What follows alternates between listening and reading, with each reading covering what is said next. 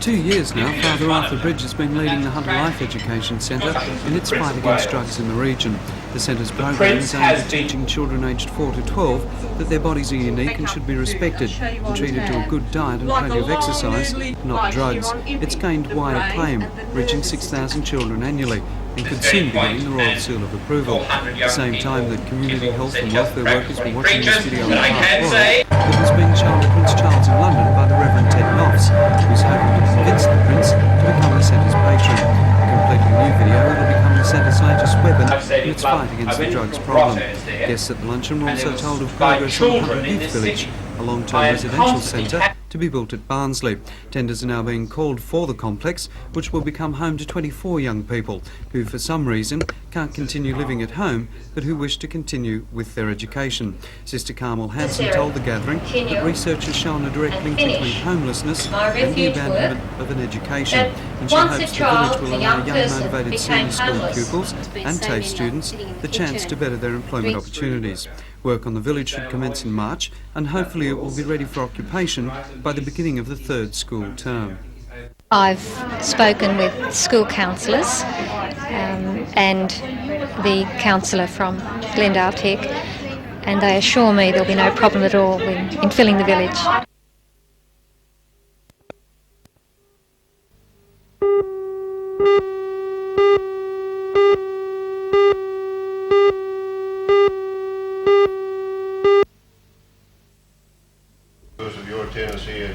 Committee members and representatives from those clubs affiliated with the Newcastle Rugby League gathered for the annual general meeting at the club last night. The main concern rested on the Newcastle Rugby League's decision to reverse all sanctions and bans placed on the breakaway Lower Hunter Second Division group.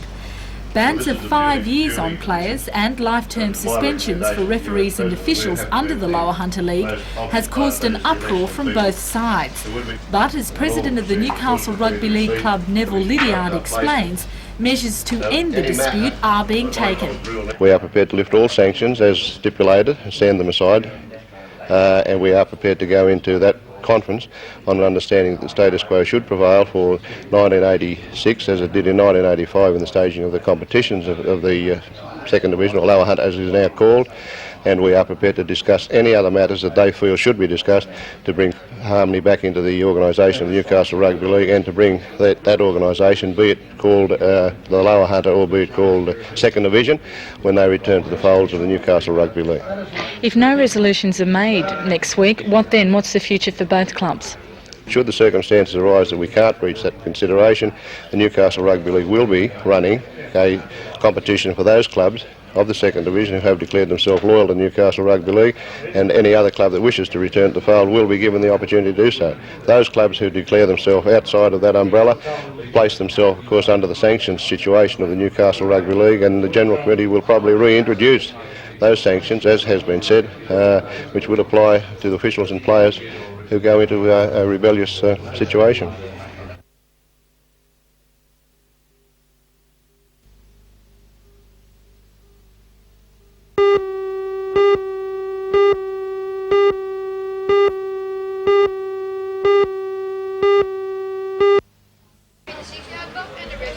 After 2 weeks of washed-out games, last night's match finally opened the soccer season in Newcastle under the Ampol Cup. It was Rosebud's United game in the first half, with Stephen Riddell scoring the first goal in the 15th minute, and then 17 minutes later, a superb lob midfield by Neil Owens gave the Newcastle side an early lead. However, Rosebud's form dropped in the second half, allowing Roy Cotton at close range to score in the 60th minute. Soon after, it was Robbie O'Shea who evened the score for St George, making it 2-2. For the two Australian Youth Soccer International and Rosebud players Sean Ingham and Mark Jones, their form was high. However, Ingham was substituted after the first half.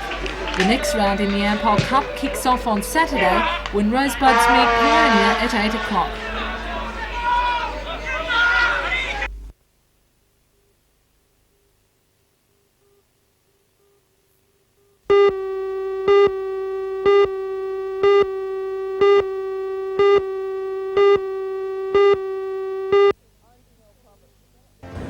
I'm Janelle Provost. The controversial 15-storey redevelopment of the Florida Hotel in Terrigal is causing contention again.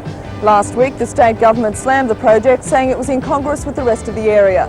And this week, the developers have resubmitted their application with very few changes. Join Ray Deneen and John Church for all the news tonight at 6.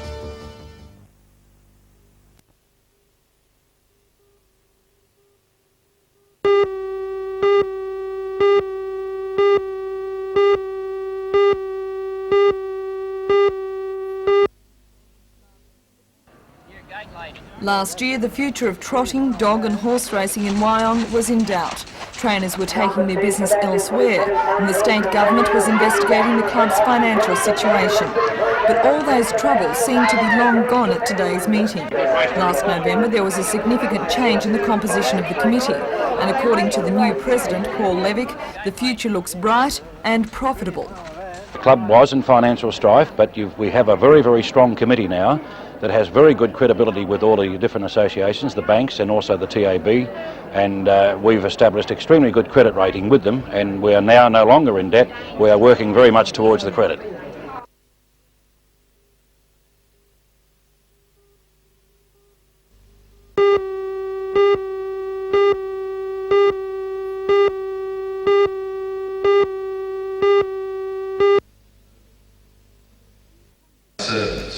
Nearly 200 local ancillary workers met at the Police Citizens Boys Club at Broadmeadow last night to discuss the long-running dispute regarding conditions of their employment. In the Hunter, similar meetings were held in Maitland and Muswellbrook. New staffing formula changes and a lack of permanency and security in their jobs has angered the workers. Now they're demanding changes from the Education Department under the Public Service Association.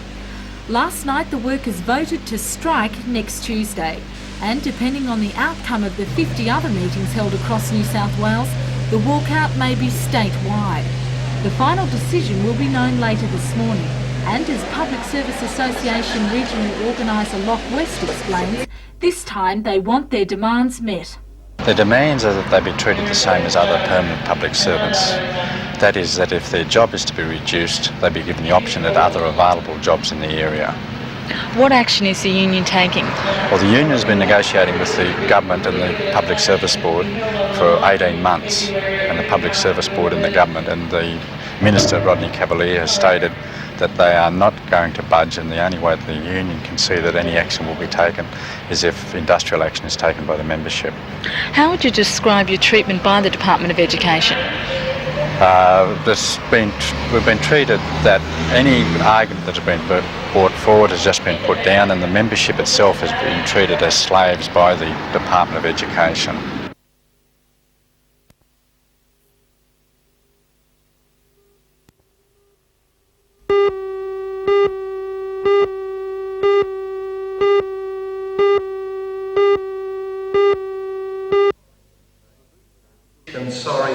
The mood at ancillary staff meetings throughout the state last night was grim and determined. The 200 members who met at the Broadmeadow Police Boys Club said they were tired of being used as what they describe as slave labour. For many years, clerical assistants and teachers' aides have been essential to the smooth running of primary and secondary schools, organising photostats and stencils and other teaching resources. Despite this, the Education Department classifies them as temporary staff. The department has introduced a revised formula which determines the number of ancillary staff for each school according to the number of students. As a result of small reductions in student numbers, some ancillary staff with 10 or more years' service have been reduced from full to part-time work without compensation. The Public Service Association says they should be given permanent status. What are their demands? The demands are that they be treated the same as other permanent public servants. That is, that if their job is to be reduced, they be given the option at other available jobs in the area. The call for strike action at last night's meeting received almost unanimous support. During next Tuesday's 24-hour strike, ancillary staff will hold what is expected to be a noisy rally in Civic Park.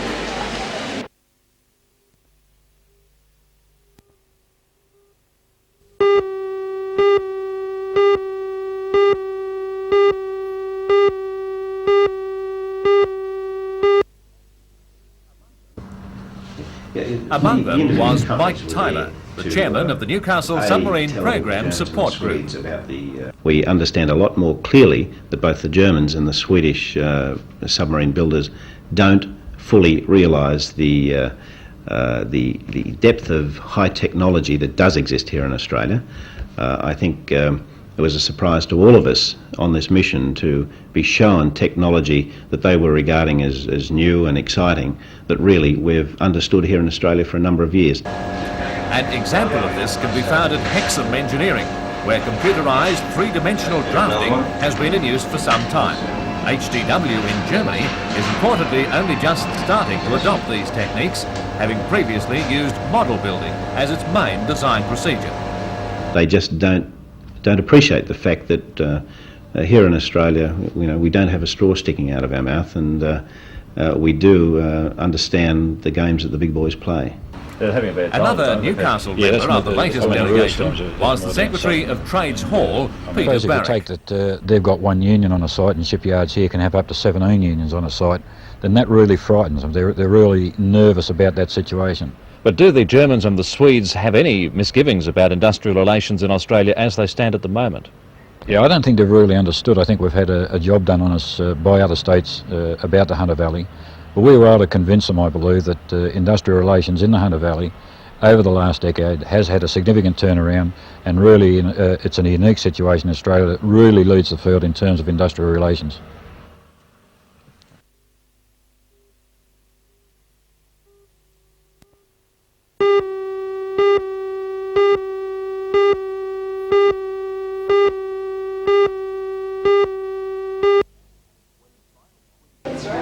When the final Queen's Wharf development plan was unveiled last week, it was the end result of consultation between the architects, the council and local residents. The Hill, Newcastle East, Cooks Hill and Merriweather residents groups had expressed some objections to the original plan. They were concerned that the design did not conform closely enough with the original design by tracked consultants, which won an international competition. With the design now finalised, a meeting began at Nobby's Surf Pavilion late this afternoon to explain the details to residents. Like most residents, Doug Lithgow from the Northern Parks and Playgrounds Association approves of the design, but he still has a few reservations. Believes that this proposal is very close to the original winning design as awarded the competition in 1981. Have you any objections to it? Well, I still think the basic problem underlying this is the need to remove the disused Darks Iceworks line and relocate Wharf Road. It's got to be realigned back onto a better alignment, and that gets rid of a number of ugly buildings and fences and all that junk along the waterfront. It means that this development can be then truly, fully part of the winning design.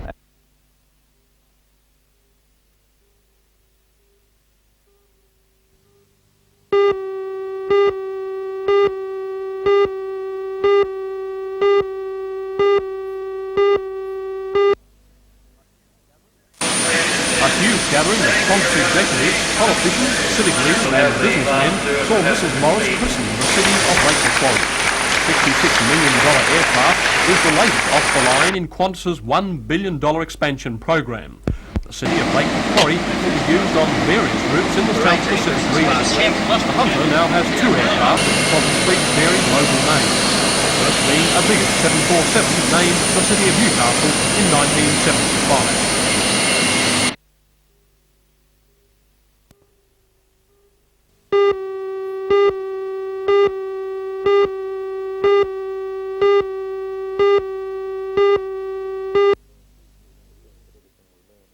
It seems that everything we learn is through media sources. Well, does this worry you in the sense that how close do you think you, and particularly Lindy, are to actually examining this jacket? Well, of course, this matter involves the death of our daughter still, and I think it would have been appropriate and fair for direct comments to be made from the various authorities that are dealing with this. But now I'm grateful to say that the Northern Territory Police, by way of Telex, seem to see fit that should be a joint investigation.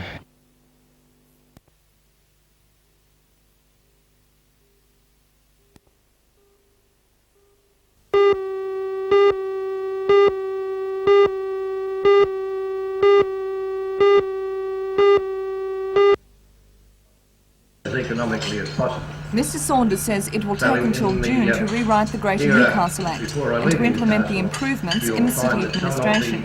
He says he is following some of the recommendations of the State Government Commission Touche Ross report into the administration's workings, and some of the new framework has been set up, but there's still a long way to go.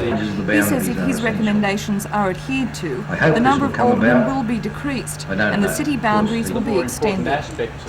In relation to the size of Newcastle, I agree that the boundaries of Newcastle should be extended. Lake Macquarie won't agree with me, of course, neither with Port Stephens or Cessnock. Maybe not so much Cessnock, but I do think that to make Newcastle a really viable regional city, the boundaries do need to be readjusted. There are some unfortunate boundaries at the minute and they're not logical, and I think the situation was that the Minister wasn't prepared to change the boundaries while there wasn't an elected council.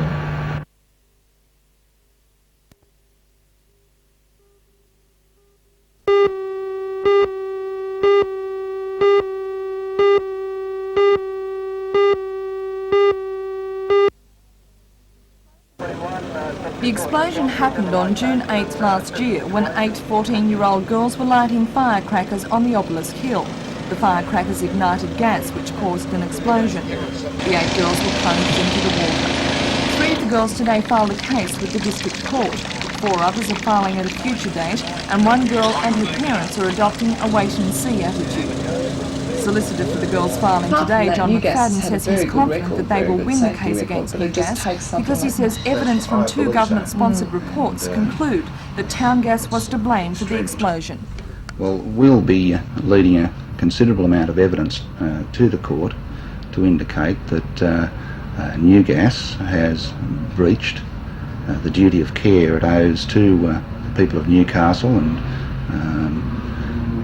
has in fact negligently maintained services and connections and thereby allowed this gas to find its way into this reservoir. And of course we have a group of children innocently playing with firecrackers and there's this monstrous explosion. Mr McFadden says the compensation the girls can get is restricted to the District Court's $100,000 limit. Meanwhile, New Gas refutes all the claims and says it will fight the case to the end.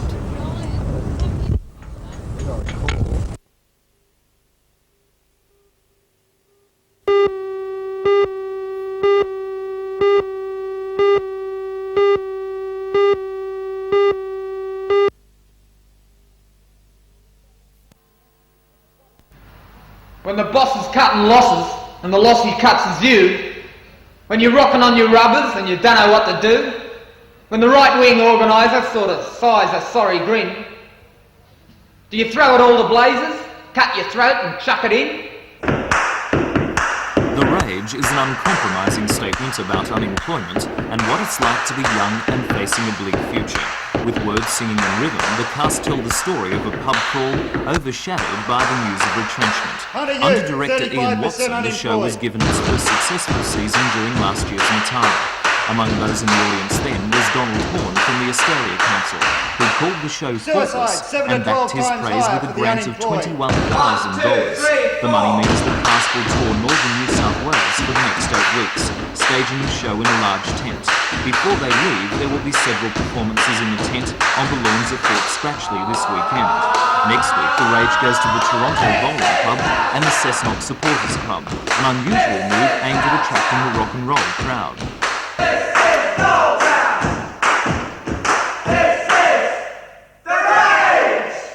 Well, I guess basically it's the type of audience we want to attract.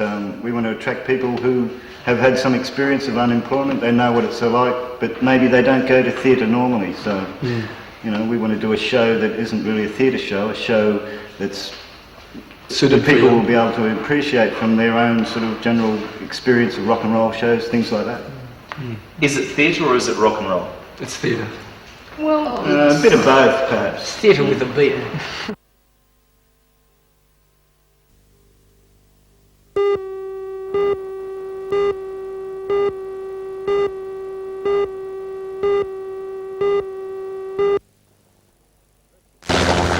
The rescue chopper was called to the rugged north head at Port Stephens after 28-year-old Peter Ding of Tea Gardens fell while climbing a cliff after going fishing with a friend. In the fall, Ding fractured both legs and suffered cuts and abrasions as he rolled down the rock face. A rising tide meant the only access to the injured man was by helicopter, which first dropped off one paramedic and then a second to lift it from Nelson Bay. Conscious throughout his ordeal, the injured man was treated by the paramedic, who used a special anti-shock mask suit to protect his injured legs. Then, in a very difficult piece of flying, the rescue chopper pilot Frank Capiro plucked the patient and the ambulance officers off the rock shelf before a quick trip to Newcastle.